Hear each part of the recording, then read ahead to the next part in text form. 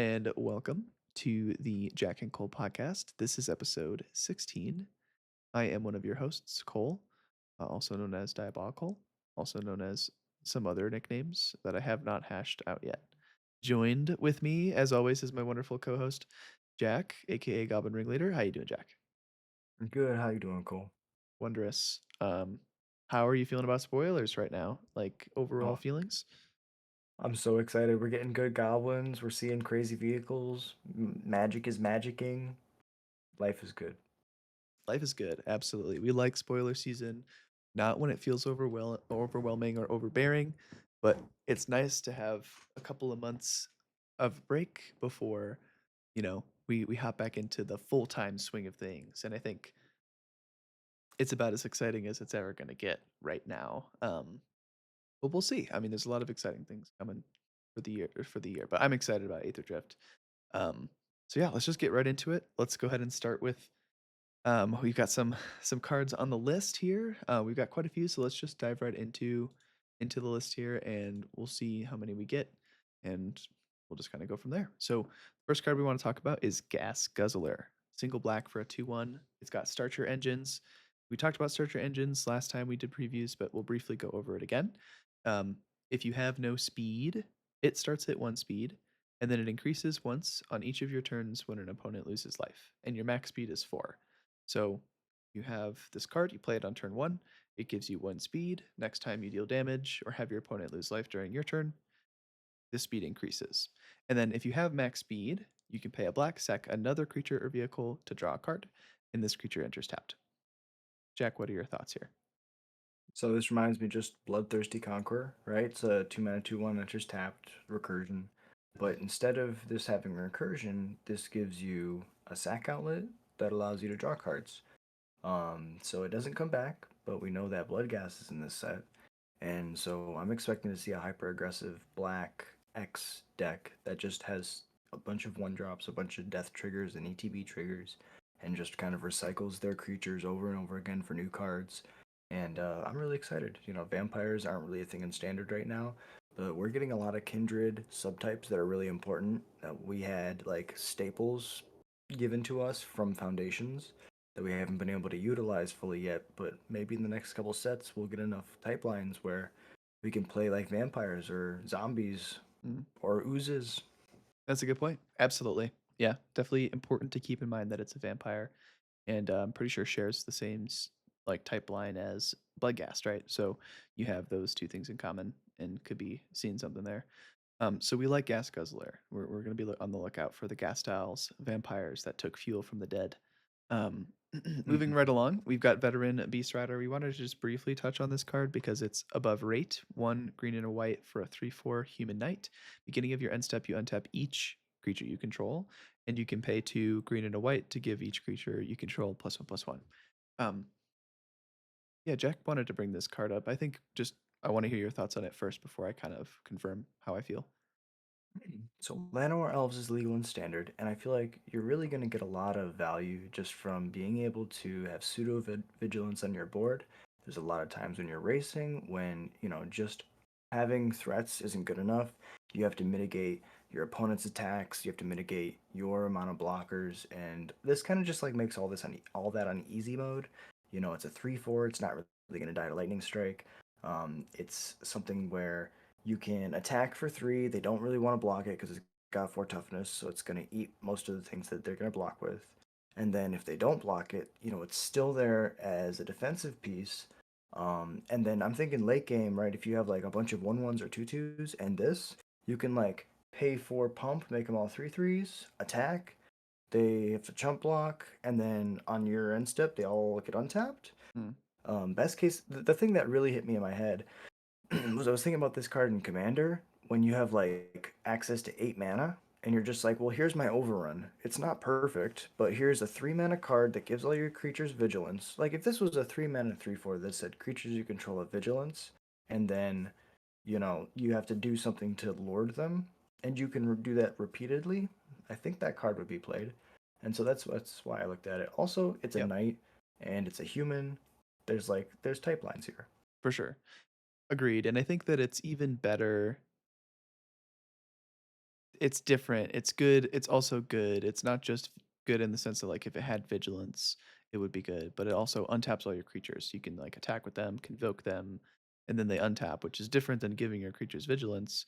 Where like if you don't have if you can't attack, if you don't have that good attacks, then having vigilance isn't really going to matter. Where this does matter. So I do like Veteran Beast Rider. I think in a format with Knight Errant of Eos, you got to keep it on your radar. They're both humans as well, so definitely want to keep that in mind. So let's go ahead and move on to the next card on our list. Jack, if you want to read Voyage Home. Voyage Home is 7 mana for sorcery with affinity for artifacts. It's back, it's in standard, they're doing affinity. You draw 3 cards, you gain 3 life. This is Thoughtcast with Healing Salve. So if you have 5 art if you have nothing, it's 7 mana, draw 3. The rate is bad. However, if you have 5 artifacts in play, it's 2 mana, draw 3. The rate is really Well, good. and gain And three then you life, gain right? 3 life. Yeah, Yeah, yeah, yeah. yeah, and then you have that stapled on top. It's insane. Agreed. Totally context dependent card, right? Like Yeah. no doubt it's going to be good in the Thoughtcast deck that's already existing in Modern. Remains to be seen if there is support enough for Voyage Home in Standard. If there is, this card's going to be great. If there isn't, this card's not going to be that great. But excited for it because what a powerful effect. Let's go ahead and move right along. We've got the Speed Demon, 3 black for a 5/5 flying trample. Start your engines. At the beginning of your end step, you draw X cards and lose X life, where X is your speed.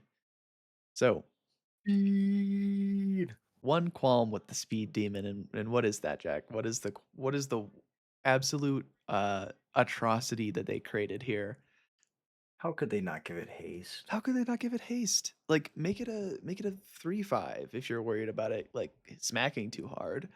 Uh I understand that like having it have start your engines and haste, smacking your face, drawing two, losing two, that's a good sequence. But also that I feel like that's the type of strength that you need to make it playable in this super pushed format that we find ourselves in. So it's like I am kind of upset that trample is there instead of instead of haste. Aside from that qualm, this card is sweet, like on its own rate. It replaces itself if you can get to the end step. Trample is good in combat filled with pixies and spyglass sirens, so it does have some pretty interesting and noteworthy utility there. Like I remember killing a lot of people with a Doom Whisperer when it was in standard because it was just a 5 mana 6/6 flying trample. Like it puts in the work pretty quickly. Um, yeah, you got anything else there to note? I think that this card is like the embodiment of max speed. So like, or sorry, of starter engines. So if max speed is something that we can consistently get to, this card is going to be an expensive mythic. If you can consistently get draw 4, gain 4, or sorry, draw 4, lose 4, doesn't matter that you're losing 4 life. You're going to be winning the game because you're at max speed, which means all these effects are going to be completely turned on, and you're going to be doing some really really crazy things. Also, I will say one of the most bad ass flavor texts I've read in a long time. Caution is for those who falter. It's just so good. Yeah, it's a good flavor text. Let's see if there's a alter art. There Oh, is. oh They yes. made it a ram or a goat. Interesting. Very cool. So crazy. Very cool. Cool. All right, so let's move along. Riptide Gearhulk. What is Riptide Gearhulk, D-Jack? 5 mana, double white, double blue, and a colorless for a 2/5 artifact creature construct. Double strike and prowess. When this creature enters, for each opponent, put up to one target non land permanent that player controls into its owner's library, third from the top. Oh, baby. I think we both think this So card's you, good. I think that you can do so many things. Teferi Tuck is a really good thing. Being able to just be like, oh, you're gonna win with that card. Put it in your library. Yeah, third It from the it top is an eternity for someone who doesn't have card draw. So it's so good. It's so good. And then yeah, you flicker it. yeah, I like this card. Out of all the constructs that we've seen, Bright Glass, Riptide Gearhulk are both like they seem pretty um, clear cut in what they're looking to do.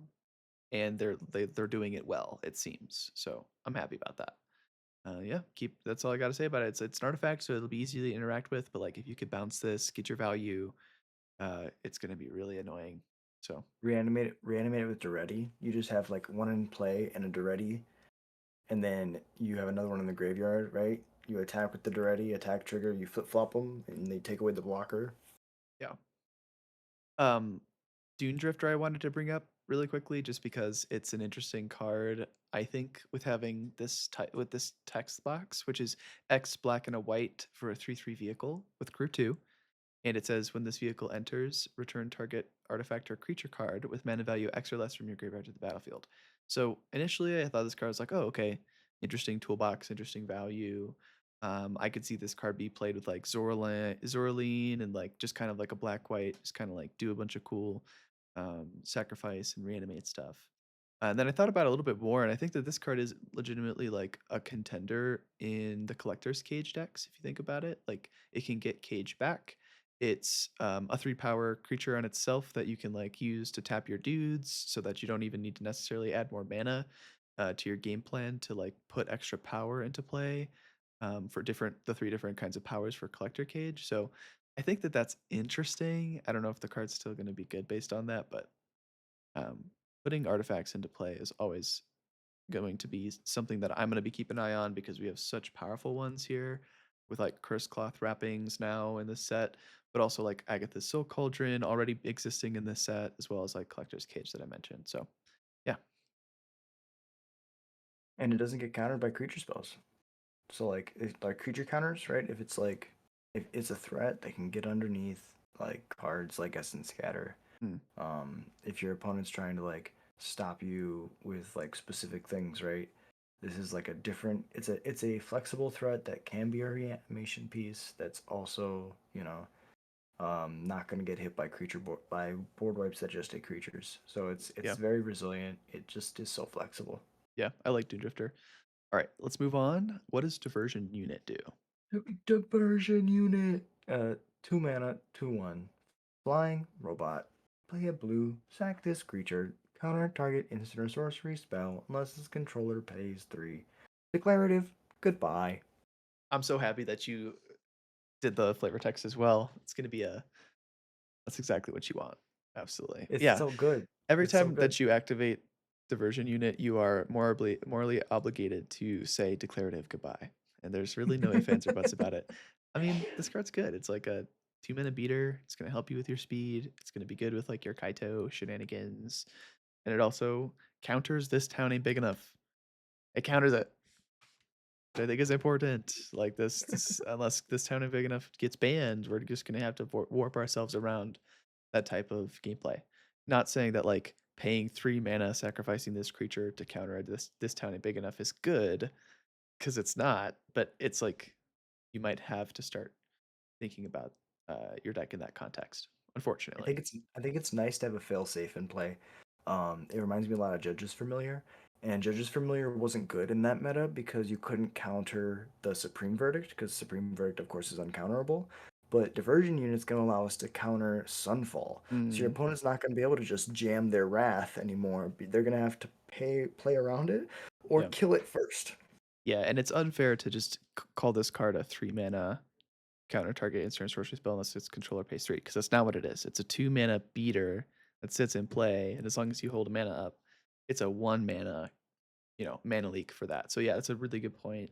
Sunfall be damned if you have a diversion unit in play. All right, let's move on. Next card we've got on the list is Afterburner Expert, which is 2 and a green. Oh, we have a good goblin. We have a good goblin. Yeah, Goblin Alert. Jack, why don't you read this one? 3 mana for a 4/2 with exhaust. It's a goblin artificer. You pay 2 and 2 green, but 2 woman counters on this creature. But exhaust is you can only do it once.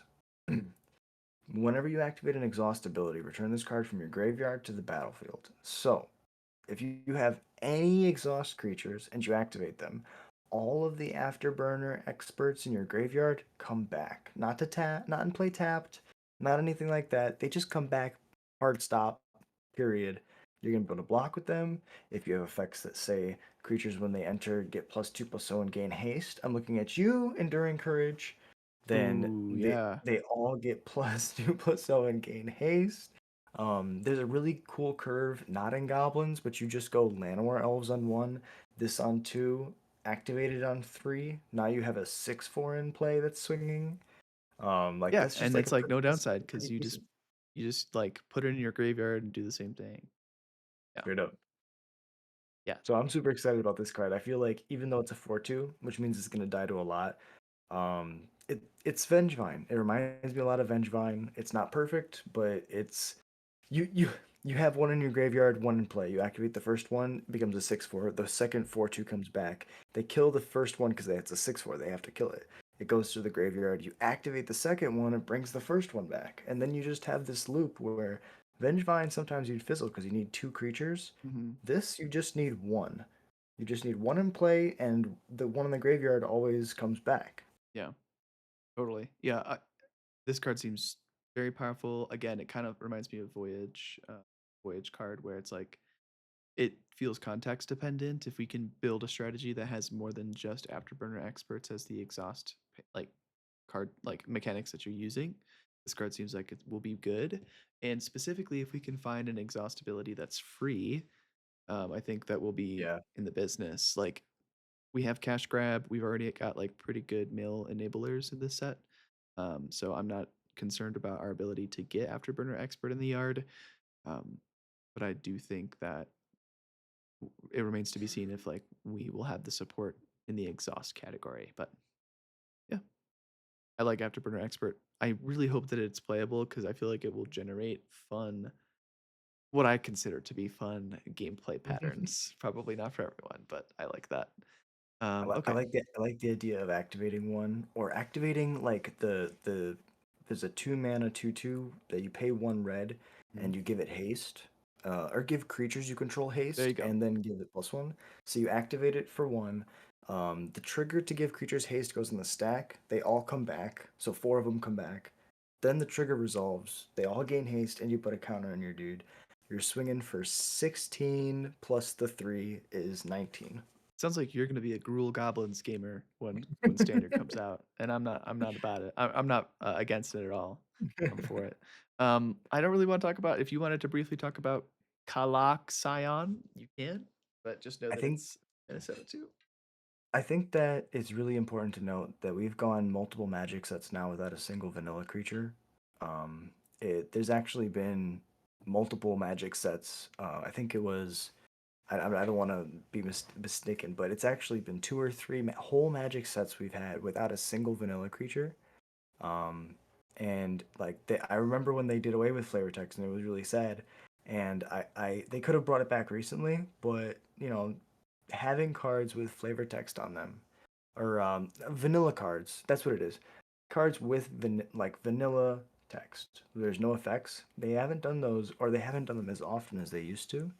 And I remember there was a time when they said that they were going to shift away from it. And it made me really sad because one of my favorite things about Magic is the Forthos, is the lore. And I know you have the same passion for it that I do, Cole.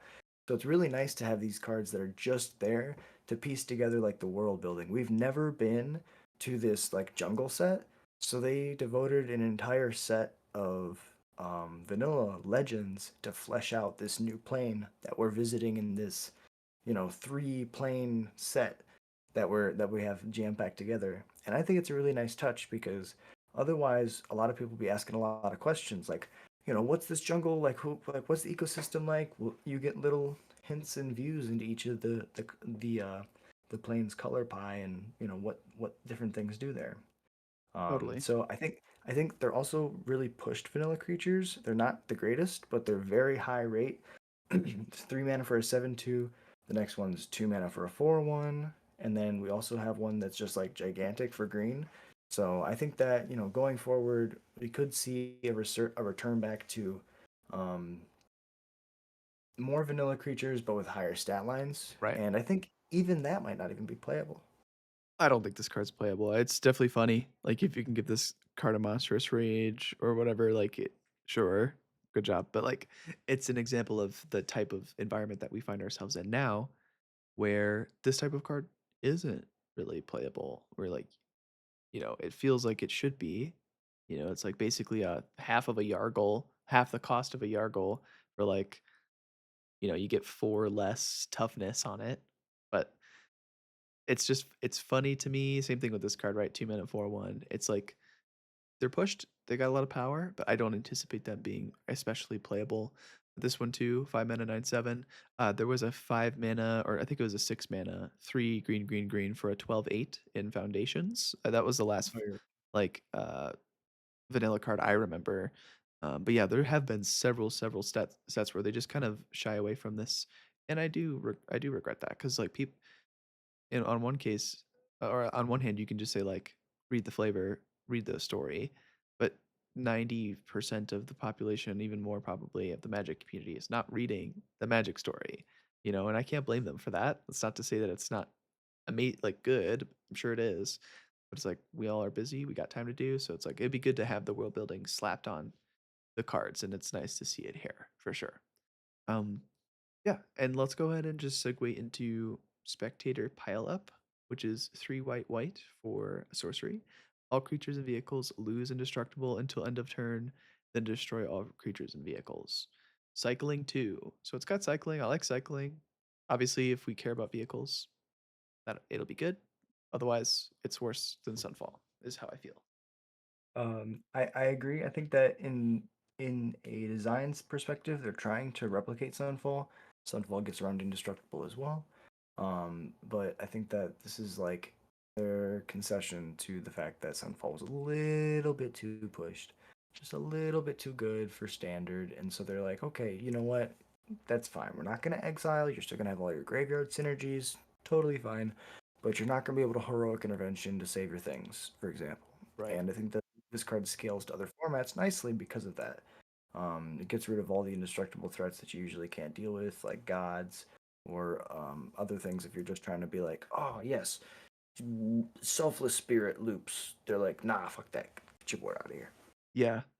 And part of me wishes that it said all creatures and artifacts lose indestructible, Ooh, destroy all creatures and artifacts. Like, it would instantly make this card obviously a staple in, like, Commander, for example. But yeah, on one hand, I am also glad that they decided not to make it all creatures and artifacts, because you could play it in an artifact deck and help promote that sort of strategy. So give and take there. It just makes it different.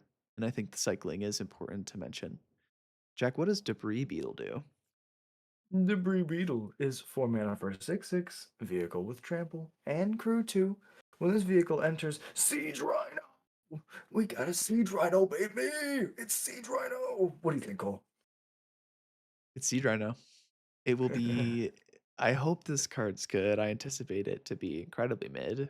Unfortunately, I hate to see that. I hate to say that, but we'll see. Remains to be seen. I mean, like, maybe this is the format where Siege Beetle is the way, the Best truth, thing. and the life. But at least right now, I'm not super high on it. It's got cool art though. Shout Oh, it's out so cool. to the cool arts for sure. And again, I I, My I like this card. I like Golgari, and I just don't know if it's gonna be good. I want 5 color vehicles to be a thing. I want the Mm, 2 mana Boros dude exactly. so that your 4 drop is a 6/6 with trample and haste and it siege rhinos. Like that is the future I feel. The issue is it dies to shatter. Well, Like it's so funny because it's like we're all dreaming of a world that's so awesome and filled with vehicles and tapping our creatures to through the vehicles and all that good stuff. And at the same time, you're gonna tap your creature, you're gonna crew Debris Beetle, and it's gonna get this tiny big enough, and you're gonna cry and hate the world. So I'm not two, excited about that. yeah, 2 tapped creatures and a non-creature in your hand. Like Yeah, exactly. Yeah, go ahead and replay that Debris Beetle. So we'll see. I like it. I love it, but I also don't yeah. anticipate it to be super good. Let's see. Super quickly, Ride's End. It's exactly like all the other destroy target tapped creatures for 2 mana. That's 5 mana, but it costs less if it's tapped. It targets a creature or vehicle and it exiles. Just keep in mind that we have one of those now that exiles the tapped creature. Beans. Someone What? said beans. So beans is a card with that too. Beans? Yeah, sure, totally. Um, Mimeoplasm. The revered one is X, black, green, and a blue. It's a 0/0. When Mimeoplasm enters, exile up to X creature cards from your graveyard. It enters with 3/1/1 counters on it for each creature card exiled this way. 2. Mimeoplasm becomes a copy of target creature card exiled with it, except it's a 0/0 and has this ability. Cole, do the rate. What's the rate if you cast X is 4? So it's 7 mana. the 7 mana, you exile 4 creature cards from your graveyard. It enters with 4 times 3 is 12, right? Yep. So it's a 12/12, and then you can pay 2, and it becomes a copy of the target creature exiled with it. So hear me out. Uh, You, I- you have a speed demon in your graveyard well, like, and three other whatevers. It doesn't matter. Next turn, you yeah, pay 2, you make it a speed demon, and it's a 5 plus 12. It's a 17/17 flying trampler. yeah. No, I think you got good stuff going on there. Like, I don't know if Speed Demon is the best one to have. Like maybe like Enduring Curiosity or Gix or Gonti Sure. or another card that like cares about the deal combat damage trigger. Because like if you make it a Speed Demon, you won't have speed unless you already have speed, and then like it might Right. not draw you any cards. But I see what you're saying. I think that like even for 5 mana, 5 mana 6/6, and then like you can turn it into something that's relevant. We'll see. It seems okay to me so far. It Yeah. it seems like a ramp payoff for sure, right? Yeah, I'm sure it'll be I would love for this card to be good. Same thing with the Debris Beetle, so I think that for me, I'm cautiously optimistic. I love me some Soul type Hoop, in whatever capacity it comes in. And it's an amazing legend. It is. Okay, let me Cole, read Radiant yeah, what Lotus. what does the lotus do? Yeah, it's 6 generic mana for an artifact. You can tap it, sacrifice one or more artifacts, choose a color. Target player adds 3 mana of the chosen color for each artifact sacked this way. After devastation, hope bloomed. So, you can sacrifice itself, as Jack so eloquently mentioned, which is important to mention. So, by itself, you can like tap sack it for 3. If you have any other artifact, you're neutral. And then if you have 3 artifacts to sack, including itself, you are up 3 mana, which is honestly not a tough ask at all. Um, Jack, how do you feel about Radiant Lotus? It's a smothering tithe meta. Like dark side doesn't really exist, but like you have an ancient copper dragon makes 1 billion treasures. What happens if you have 20 treasures in play, which is not that hard? What Then you happens have if you have 60 20 mana. treasures in play? Yeah, you're just like you're just, and that's where my brain goes with this. Is my brain's like, okay, so this is gonna be like a storm finisher, where it's like, okay, I have all of these, a Mystic Forge, a Paradox Engine deck, right? Right. Like decks like that. Like my brain first went to Legacy or like Vintage, right, where you like have mocks and stuff, and you're like, I'm just trying to get to a certain amount of mana so I can like win the game, and you just go like a bunch of fast mana, right? Also modern. You could play this in modern. You could play with Mox Opal and Constructs and Springleaf Drum. You could probably fast mana this out really quickly, Right. and then you just like play one thing that like you sack and you throw like you just play like anything really. Once you have 1 billion mana, killing somebody is a ham sandwich. So I'm looking for a Boomobile. oh yeah, that's the one. That's the you just So, once you have infinite mana, you're just like yes, yes, this is what you're looking for. We're looking to either Aether Spark, right?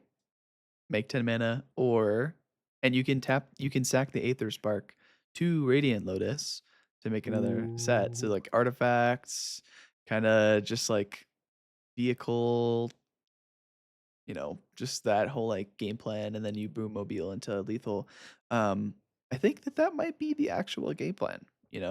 If I had to guess, that sounds like it would be a good one. So yeah, Radiant Lotus seems good. It's dream big, kids, and shoot for the moon, shoot for the stars, land on the moon, or whatever it's called.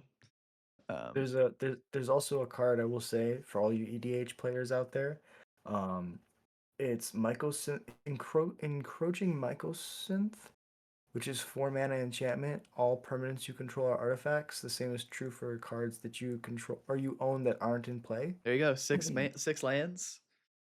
Yeah, six exactly. 6 mana. You sack all your creatures, you sack all your artifacts, you sack all your lands, and you're like, well, buddy, exsanguinate. I got Like this one boom mobile here.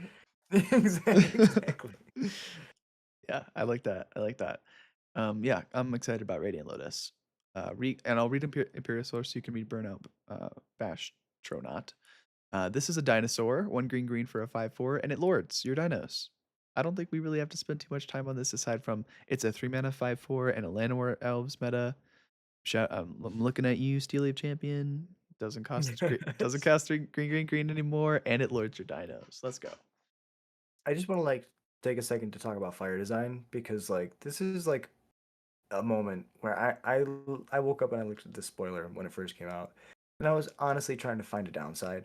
I was like, okay, so like it used to be for an undercosted threat, there has to be a downside, and the downside to this, it's the Lord. That's obviously an upside, so it has to be in the mana cost, right? So you go to the mana cost, and it's double green. You know what that means? That means that you have to play green, which is in Commander the best color type. Yeah, It's like it's like double green is only a restriction in like limited when you have like a 9/7 mana base and you're like, fuck, I hate and my life. non I will point out not green decks. When Yeah, you're not playing green, it is a restriction because green is the fixing color. Like true. I would say the downside is it luring you into dinosaur kindred. That would be, I think, the downside there. If you just like do your best to ignore that, unless of course there's some crazy dinosaurs in the set, and don't let that hinder the fact that it's just a 3 mana 5/4. Like just take that and run, and don't get distracted by the dinosaur lord text, unless of I course think you can build around it. I think I'm really scared of turn one Llanowar Elves, turn two Regal Imperiosaur, turn four. There's like a Raptor that's a 3/3 with Menace, and then like whenever another dinosaur enters, it deals damage equal to its power to a creature. I think. Um, I'll look that one up. I'll try to get the name. But you will like turn to this into turn three that into turn five. You go the 8/8 that has trample. So you're just like, holy hell! Yeah, I think the like tranquil frilled back might be a dinosaur as well as Yes, thrashing brontodon. So like in the 3 drop slot, you've got dinos that are already good and seeing play in standard. So they're um crazy. Beck, what does burnout rash do not do? Burnout Bastronaut. He's gonna bash your knot. To, 1 mana for a 1/1 with menace. I will say he's got the Crim hair. He's a Goblin Warrior with Start Your Engines. Shout out to Crim, we love your hair. Yeah, Two not a mana. dig, just an observation. Yeah, we're all emo. It's okay. We all just wear different hats.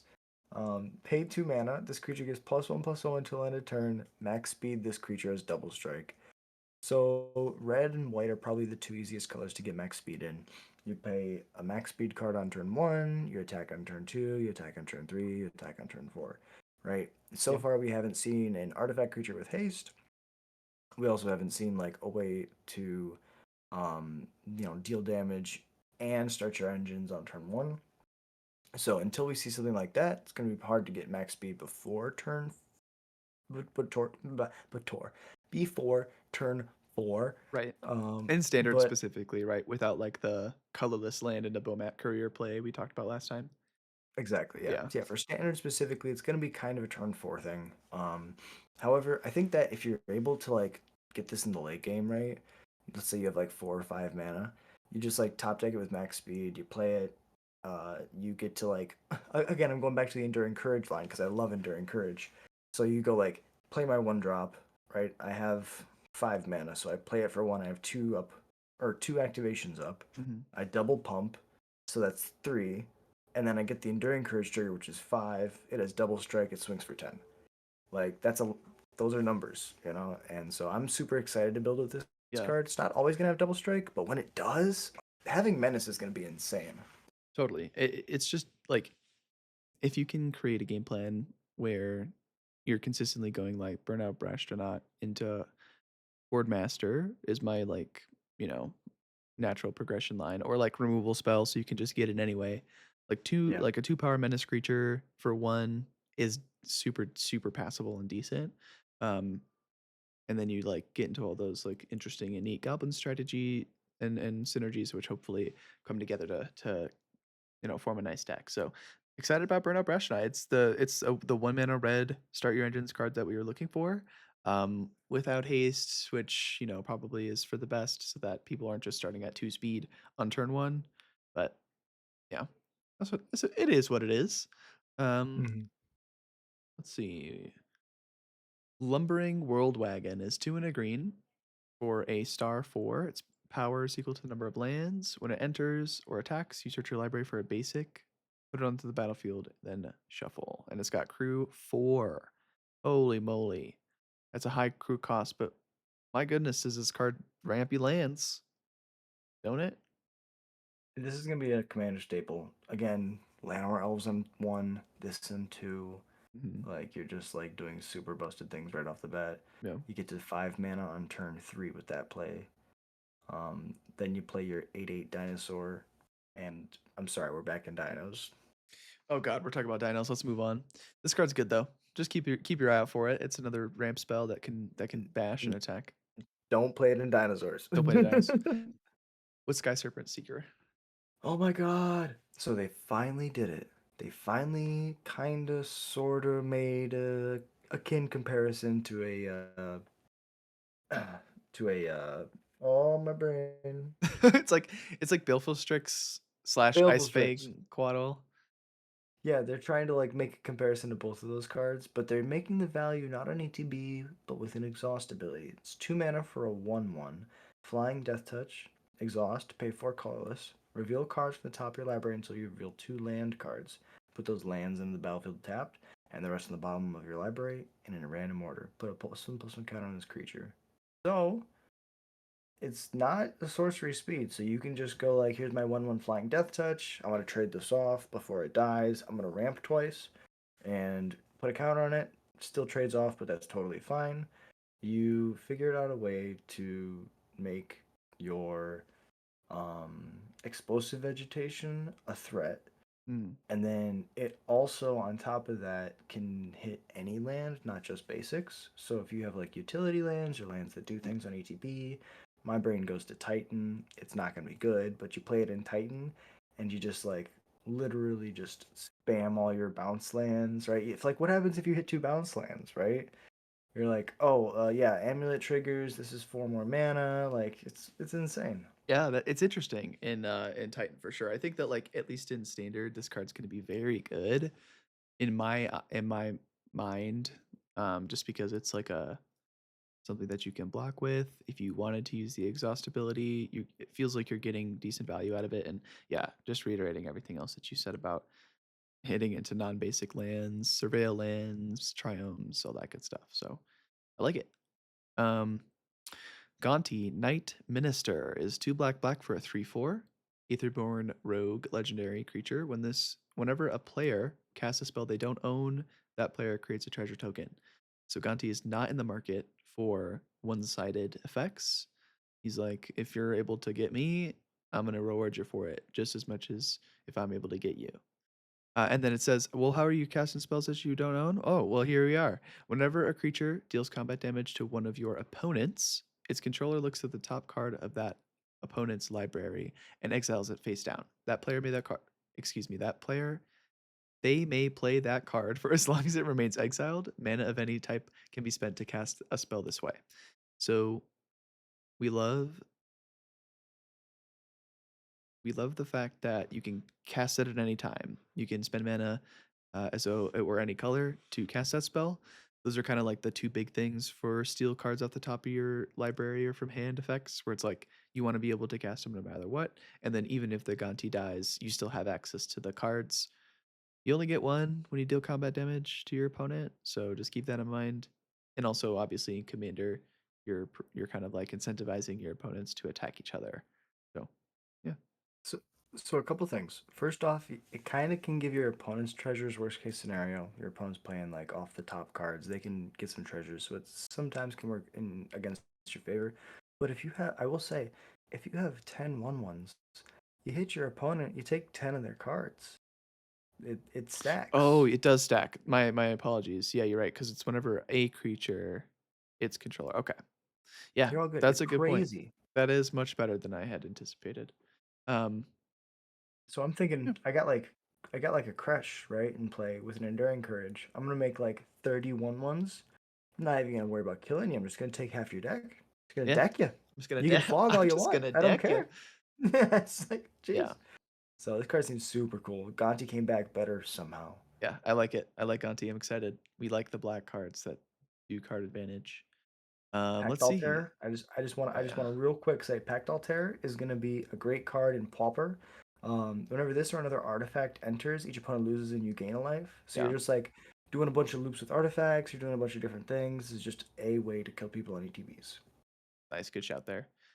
This line's interesting. Very briefly, Archfiend is good if you're like collectors caging, smuggler surprising it into play. The only reason for that is it cycles. You can put it in the bin if you're reanimating it, and then also when it enters, it gives everything neg 2 neg 2. Only reason why we're trying to bring that up is keep that in mind for part of your big dumb fatty package. Massacre Worms back. Yeah, there you go.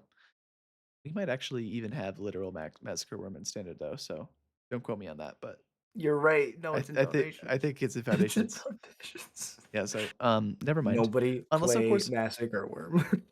like you're like 3 toughness tribal, in which case Archfiend is good because like you're killing all your opponent's dumb small dudes, but I don't anticipate that being the strat. Good point. Monument of Endurance. What are we doing here? 3 mana artifact. Whenever you discard a card, choose one that hasn't been chosen this turn. This turn. It's not during your turn, it's this turn. Draw a card, create a treasure. Each opponent loses 3 life. When I saw this card, my brain immediately went to Burning Inquiry. I was like, so what happens if I play a Burning Inquiry? So I do the normal Burning Inquiry stuff, but I end up bolting you, creating a treasure, and getting an extra card back. Cole had a great point with Faithless Looting. My brain was also going to Frog. Like, imagine if you just like, oh, I have a land in my hand and I have a frog in play. I'm gonna pitch my land. I'm gonna draw a card. Go to your turn. Oh, the card that I drew is a land. Pitch the land. Draw a card. Like putting counters on the frog. Like you're just like Yeah. netting neutral. Yeah, Frog is nutty. When you mentioned Frog, I was like, that's definitely got to be the synergy there because it costs no mana. Depending on like what you have in your hand, like I can imagine a scenario where you're like, oh, I just need to be on the offensive now. So I pitch a card, you lose 3 life. Frog gets a counter. I smack you for 2. On your turn, I pitch a card, you lose 3 life. Now you've lost 8 life. My frog's at 3 power. I'm gonna untap. I'm gonna draw a card for a turn. I'm gonna pitch that. You've lost 11, and I'm gonna smack you for 4. And so like with that sequence, you've done 15 damage if they've fetched and shocked, and like shocked one more time, then they're dead. Like yeah, Crazy. seems like it's really good with Psychic Frog. Um, yeah, so I'm excited about that one. It is an artifact, so just keep in mind that like it's even if it is super busted, it should be relatively I don't want to say easy, but manageable in terms of dealing with it. Let's talk about Guardian Sunmare. 3 white white for a 5/5. It's got Ward 2, saddle of 4, so you can tap any number of target creatures with total power or more of 4 to saddle it. And then whenever this creature attacks while saddled, search your library for a non-land permanent card with mana value 3 or less, put it onto the battlefield, then shuffle. Jack had some really interesting points about this card that I want you to go over right now. So I think that this card is the first time that we've ever had a card that on attack tutors a non-land unconditionally into play. The condition is CMC, but it's not restricted to creature type. It's not restricted to, subtype. It is just a Card type, yeah. non-land permanent. Yeah, it's literally just anything with CMC 3 or less into play. You can get a temporary lockdown. You can get a Phyrexian on life. You can get like I don't want to say O-ring, but you can get like any creature that's CMC 3 or less. You can Yeah. grab your combo piece. You can literally do anything that you need to. You need a wrath, you got a wrath. Like you go get your creature that tutors for an instant. Like you can literally this card allows you to have so many stairs that you can find whatever answer you need for any situation. And I think that in standard, as much as people are going to look at this card and immediately go horse tribal and commander, I'm going to say that this might be one of the playable saddle or mount cards in standard, and it's hard because I really don't like saddle. Saddle's really bad. But like I'm just imagining you like saddle it and then you attack, you get a planeswalker, right? You like already have like replaced itself with like the best card like for rate that you can find. Like you could get something that gives it indestructible. Like you there's like combat tricks that you can do with this card. Yeah. Um I will say it's saddled until the end of turn, so if you use the new 6 mana, take 3 combats after this one spell, you get to tutor for 3 non-lands in addition to the first one. Yeah. So yeah, there's like there's things you can do with this card. It's definitely a card for the Timmies, and we're gonna try it. Yes, for sure. I think like in Commander, it's going to be a staple. I think there's a whole conversation about how tutors decrease like complexity and kind of the whole like spirit of Commander. So like putting a bunch of tutors in your deck might decrease your ability to like have that sort of like random fun experience that Commander can create. Obviously, depending on your group, depending on your goal when you're playing Commander, this is going to facilitate a strong game plan. But yeah, if we can make this work in Standard, it'll be for the Timmies. And if it's like legitimately good in Standard somehow, I'll be super, super happy. Like if we can be like Overlord of the Mist Moors into Guardian Sunmare and then like use our tokens to crew through the Sunmare, then I think we'll be in pretty good shape. But yeah. And I also want to say that being able to I had a point. We'll come back to it. It's okay. We'll come back. Let's talk about Web Strike Elite in the meantime. Read to me, what does Web Strike Elite do? Double green for a 3/3 with reach. Okay, there has to be a downside. The downside is that if it's stuck in your hand, you get to cycle it. X and double green. And when you cycle this card, destroy up to one target artifact or enchantment with mana value X. So this is going to be your shatter, but this is just also is actually naturalize, but it draws. So this is kind of like your Paw Patch formation. That instead of being able to cast it to draw a card and get a food, you just get an above average body on curve. Totally. I like it. 2 mana 3/3 reach. That like if it was green green reach for a 3/3, make it an uncommon. I'd play the heck out of that card in limited, and then you make it have cycling. That's also good. And then you like just let it blow up artifacts or enchantments. It's all icing on the cake. So I like Web Strike Elite. I expect it We to be a we, good flexible card. we remember Colonian Tusker, which was double green for a 3/3 vanilla, and that card was played in standard. Yeah, Double green for a 3/3 was good back then, so let's see if it's good now. yeah. I will say the point that I had for Guardian Sunmare, Veteran Explorer Mm. is the 3 mana 3/4 that untaps things. So I'm thinking, you just Guardian Sunmare, go grab your Veteran Explorer. It's very underwhelming. Oh, veteran But Beast Rider. Yeah, yeah, Beast Rider, yeah. yeah. And then you just like go to the end step and you untap your creatures. And you're like, okay, that was the first one. And then you Totally. start from there. Totally. Yeah, I like it. I have hope for the Sunmare. Only a couple cards left on the list here. I see two. One of them being Salvation Engine, which is 4 and a white for a 6/10 artifact vehicle. Got crew 6, which is quite hefty. But if you have two pilots in play, it's two pilots. It's Tempered Steel. Other artifact creatures you control get +2/+2. And whenever this vehicle attacks, return up to one target artifact card from your graveyard to the battlefield. There's a 2 mana legend that makes vehicles crude when they enter and gives them haste. Yeah, I don't want to scroll down so much. I'll save your guys' eyes, but just take Jack's word for it that there's a red and a white card that makes all the artifacts both crude and have haste when it enters. So at least I believe that's what the card says. So you'll be able to play it. It gets crude by itself, and it has haste. So you'll be able to like reanimate something. Jack's higher on And this card than I am. I think I have to see it to believe it in this kind of situation. But if I do see it, I'm sure I'll believe it. I'm just thinking that you have like a bunch of artifact dudes and you go really wide and you play this on 5 not to attack with, but you play it literally just to make all your 1/1s like 3/3s, all your 2/2s, 4/4s, Yeah, and then you just try to like aggro out your opponent. totally.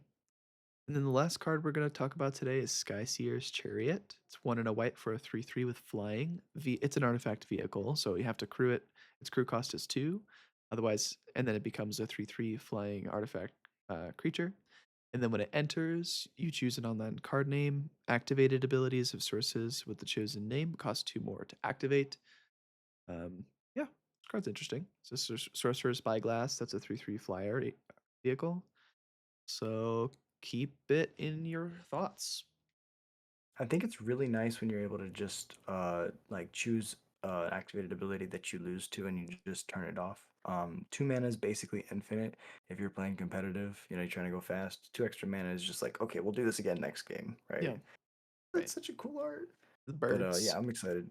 The red white legend, his name is Kolodin. Cole, shout out to Cole. Hell yeah. Kolodin, the Triumph Caster. 2 mana for a 2/3 legendary human pilot, mounts and vehicles of haste. Whenever a mount you control enters, it becomes saddled until end of turn. Whenever a vehicle you control enters, it becomes an artifact creature until end of turn. So this card works both with the horse that we talked about Mm, and with Salvation Engine. that's a good point. If you don't have to saddle your Sun Mare, Guardian Sun Mare, it becomes a lot more enticing. So that card, you said it's 2 mana for a 2/3? 2 mana, Yeah, 2/3 this card legend. is this card will single-handedly prop up all of the mountain vehicle synergies. And if you're not, like, splashing a different if you're not, like, in red white or splashing with red white, I'm sorry for you. You're probably not gonna be a good, like, contender for mounted vehicles. So, yeah, that's gonna wrap it up for us here. Definitely a lot of cool cards in the set that we didn't touch on, but those are just kind of the 20 or so that we wanted to touch on. Um, thank you so much for being with us during the spoiler season. It's exciting. And those are my last thoughts. Jack, you got anything else for us? No, it's been an amazing time. Aetherdrift is looking really cool. And you know, as we wrap up spoilers, thank you so much for tuning in. Cole, thank you so much for doing this as always. The set review is always really fun with you. And I hope you guys have a beautiful day. All right, take care. Peace.